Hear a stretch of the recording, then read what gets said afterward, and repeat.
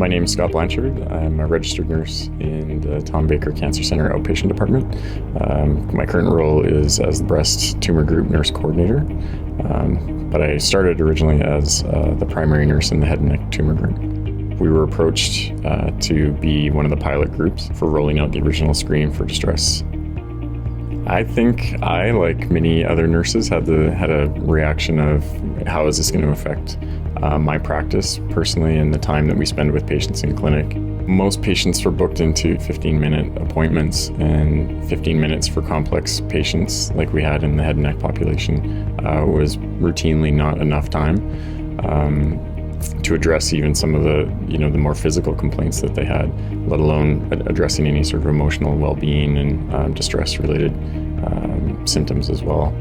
In the first few weeks and months using it, it was very clear that people were wanting to discuss the things that they checked off. Before you even went into the room, you could have an idea of how you could frame the appointment. And in my practice, just from my personal experience, and I think from the experience of my colleagues as well, ultimately it ended up saving us time because we got to those conversations a lot more quickly than sometimes it would have happened before that. I learned very quickly and saw examples very quickly of moving those patients on to services that they probably wouldn't have been able to access or didn't know about beforehand. Sexuality and intimacy, those weren't typically conversations that we would have a lot of the time. So that was definitely one that I thought that would be more challenging.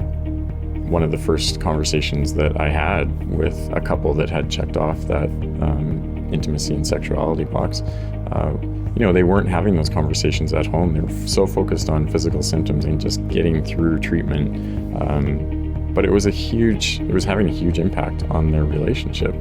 And just by creating the environment for them to have that conversation in clinic, I think opened up the dialogue for them, and we were able to, direct them to proper resources and counseling to get them some help in that regard.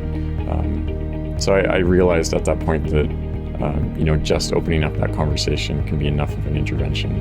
And to me, that enhanced my own nursing practice and made it a more fulfilling profession for me. So it really did change my practice.